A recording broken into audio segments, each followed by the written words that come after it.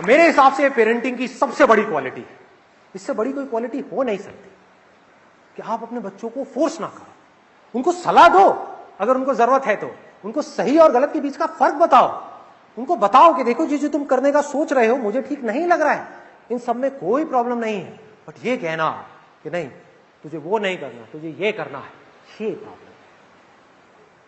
अपने पैरों पर खड़े होने का मौका ही ना देना, उठा करके उनको बैसाखियां दे देना कि लाइफ में कभी भी कुछ भी करना है, हाँ पापा, हाँ मम्मी, क्या करूं, कुछ समझ नहीं आ रहा।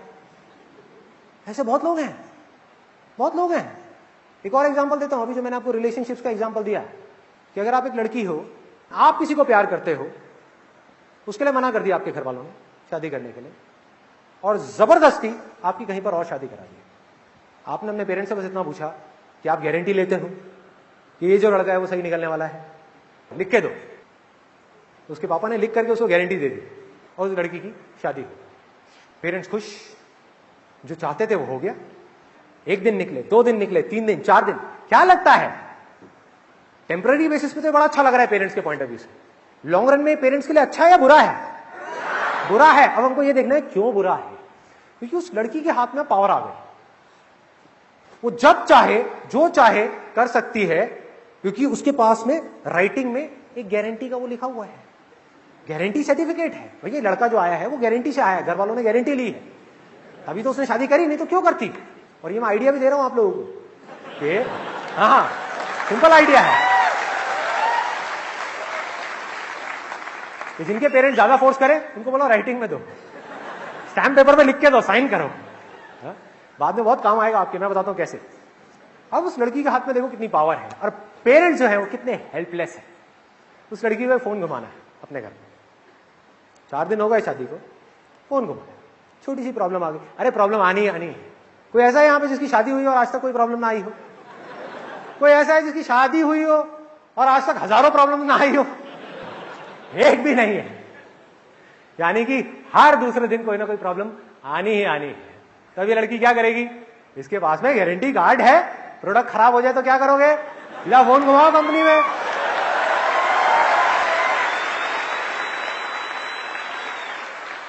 चार दिन बाद उसने घर पे फोन घुमा दिया,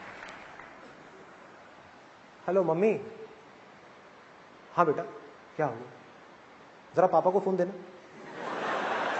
इसलिए गारंटी पापा ने दिया, पापा से बात करनी। हाँ पापा क्या हुआ बेटा, सब ठीक तो है ना? अरे क्या हाँ ठीक है, ये कैसा लड़का चुना है आपने मेरे लिए? क्या हो गया बेटा, क्या हो गया, इतने गुस्से में क्यों है? सब ठीक तो है ना? अरे क्या ठीक है, मैं क्या बताऊं, मेरे को तो बताने में भी शर्म आ रही है। क्या हुआ बेटा? पापा कल रात को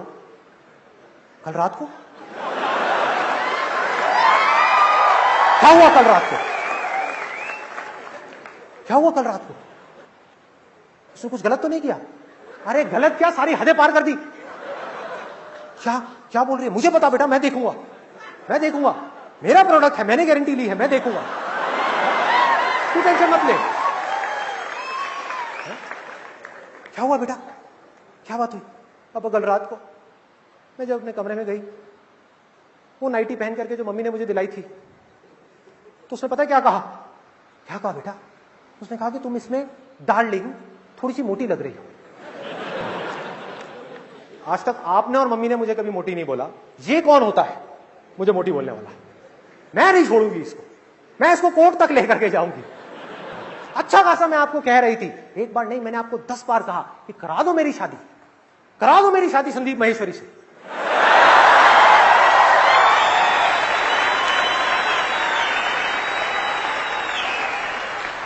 लेकिन आपने मेरी एक नहीं सुनी। लेकिन बेटा संदीप महेश्वरी तो पहले से शादीशुदा है ना, उसके तो बच्चे भी हैं। अरे तो क्या एक ही संदीप महेश्वरी है क्या इस दुनिया में?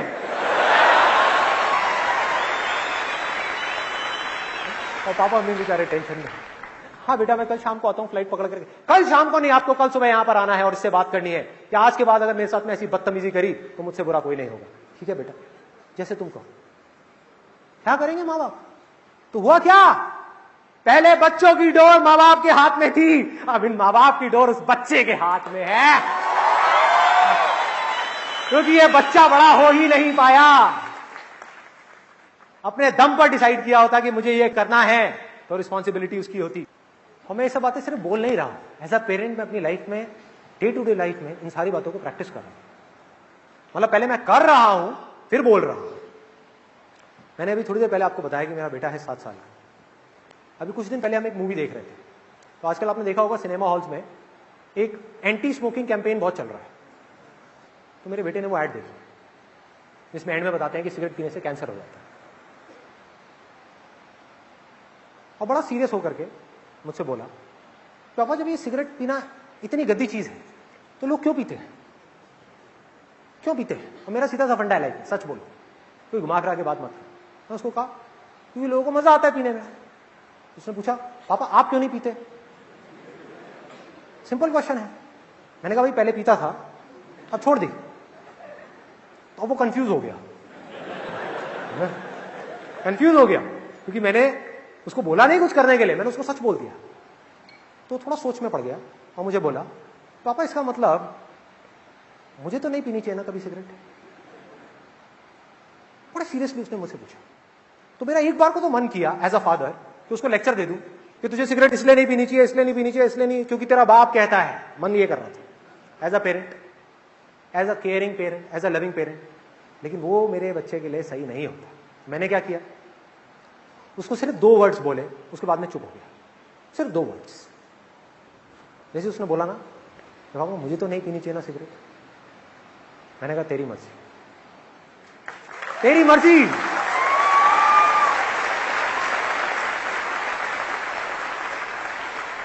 और उसके बाद मैंने ऐसे शो किया जैसे मैं उसकी तरफ नहीं देखा, मैं स्क्रीन की तरफ देखने लगा और हंसने लगा, पॉपकॉर्न खा रहा। उसके 2-3 सेकंड बाद मैंने उसको देखा, उसका ध्यान स्क्रीन से हट गया था, उसका मुंह नीचे था और कुछ सोच रहा था। वो कुछ सोच रहा था, 7 साल का बच्चा कुछ सोच रहा था। और जैसे मैंने ये चीज देखी, तो मुझे इतनी खुशी हुई अंदर से कि मैं आपको वर्ड्स में एक्सप्रेस नहीं कर सकता। क्योंकि एज अ पेरेंट मेरी सबसे बड़ी रिस्पॉन्सिबिलिटी क्या है कि ये जो मेरा बेटा है या मेरी बेटी है, वो अपने बारे में, अपने सही और गलत के बारे में खुद सोचने लग जाए।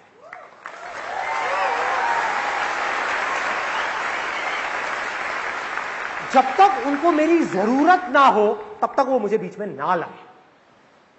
मेरी जरूरत पड़े तो आकर के मुझसे पूछे, मुझसे बात करें, लेकिन मेरी जरूरत नहीं है, खुद सोचें, खुद करें जो उनको करना है। तो ये था from the point of view of parents. अब बात करते हैं स्टूडेंट्स के पॉइंट ऑफ व्यू से। कैसे पता करें कि हमारी रियल इनर कॉलिंग क्या है? अब यहां पर एक बहुत इंटरेस्टिंग टॉपिक को मैं टच करने वाला हूं, तो अपने ध्यान को बढ़ा लो जिससे कि पूरे ध्यान से आप समझ सको कि मैं क्या बोल रहा हूं। जिसको हम अपने दिल की आवाज बोलते हैं, 99% केसेस में वो हमारे दिल की आवाज नहीं होती है, हमारे अंदर की आवाज नहीं होती है, वो हमारे मन की आवाज होती है। मन की आवाज। मन जो है ना हमारा, वो बिल्कुल एक छोटे से बच्चे के जैसा है। आप में से किसी के घर में कोई छोटे बच्चे हैं, जैसे 2 साल के, 3 साल के हैं, तो आप लोग बड़े अच्छे से रिलेट कर पाओगे।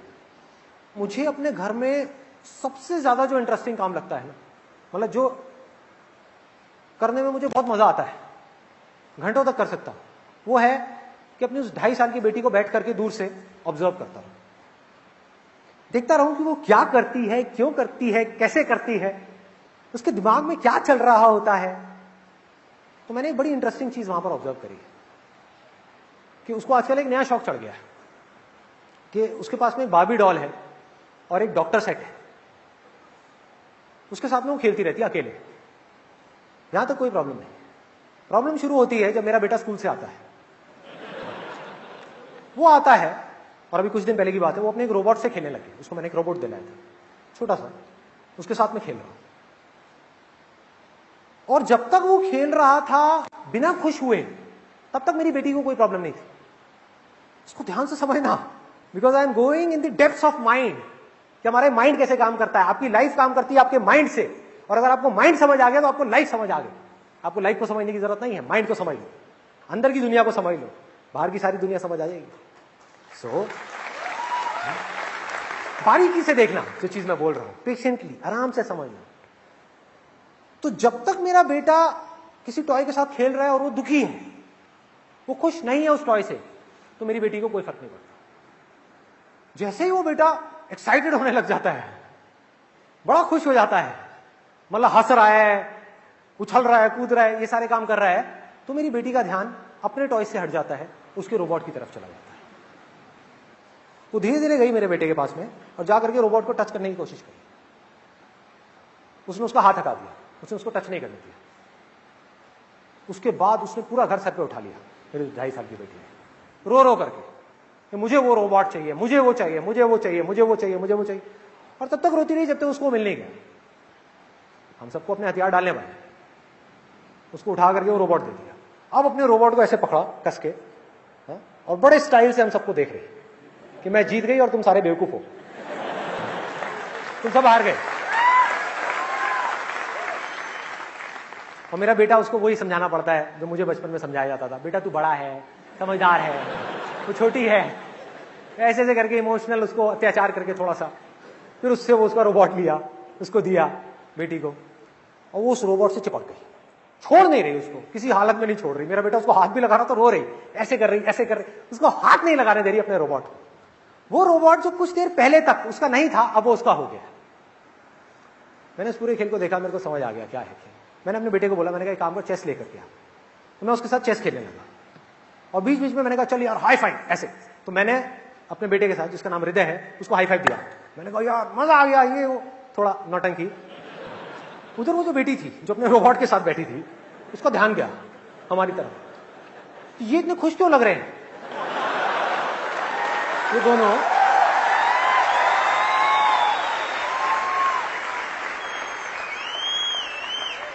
उसने ये कंक्लूजन निकाल लिया कि शायद ये चेस की वजह से खुश है। समझ लेना अच्छे तरीके से, ये हमारा मन है और वो आ गई चेस पे आकर के कब्जा करने के लिए, आकर के हमारी पूरी गेम खराब कर दी। उठा उठा करके वो जो होता है हाथी घोड़ा, ये वो राजा रानी सब उठा करके भागने लग गई, मतलब ले गई। तो मुझे पता था ये होने वाला है। मैंने हल्का सा साइड में आकर के अपने बेटे को स्माइल पास करी, मैंने कहा जा अपना रोबोट ले ले।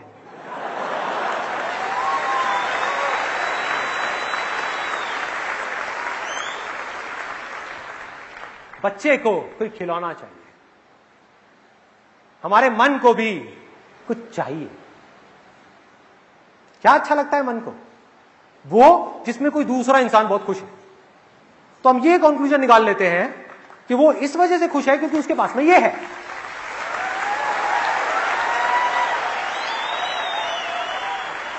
चाहे वजह कुछ और ही हो, चाहे वजह कुछ और हो। आप में से कितने लोग जॉब करते हैं? कितने लोग अपनी जॉब से बहुत खुश हैं? कोई बात नहीं, it's a proven fact world wide. 90% से ज्यादा जो लोग जॉब करते हैं वो अपनी जॉब से खुश नहीं होते, फिर भी करते हैं क्योंकि मजबूरी है। लेकिन प्रॉब्लम ये नहीं है, प्रॉब्लम आपका मन है। अपने मन की वजह से आप अपनी जॉब से दुखी हो रहे हो। मन में चेंजेस करें, उसी जॉब में हो सकता है आपको मजा भी आने लग जाए। अब एक सिंपल सा क्वेश्चन है, जो लोग जॉब करते हैं, क्या कभी आपके साथ में ऐसा हुआ है? किसने हाथ ऊपर किया था? कहना एक बार, हाथ ऊपर करना, जॉब वाले। हाँ ठीक है। तो क्या कभी ऐसा हुआ है कि आपने कोई वीडियो देखी इंटरनेट पे, कोई बुक पढ़ी, किसी की ऑटोबायोग्राफी पढ़ी, या इंटरनेट पे किसी एंटरप्रेन्योर के बारे में पढ़ा, और एकदम से मन हुआ कि मैं कल ही जाकर के रिजाइन कर दूं? तो ये क्या है? हमारा मन है। जो स्टूडेंट्स हैं यहां पर, उनसे भी एक और क्वेश्चन है, क्या कभी ऐसा हुआ है कि आपने मेरी कोई वीडियो देखी, मेरे बारे में पढ़ा या किसी और के बारे में पढ़ा, और आपने देखा अरे संदीप माहेश्वरी तो कॉलेज ड्रॉप आउट है, बिल गेट्स भी कॉलेज ड्रॉप आउट है, अरे वो भी कॉलेज ड्रॉप आउट है, अरे उसने भी अपनी पढ़ाई पूरी नहीं करी। इसका मतलब क्या है कि पढ़ाई छोड़ दो और सक्सेस मिल जाएगी।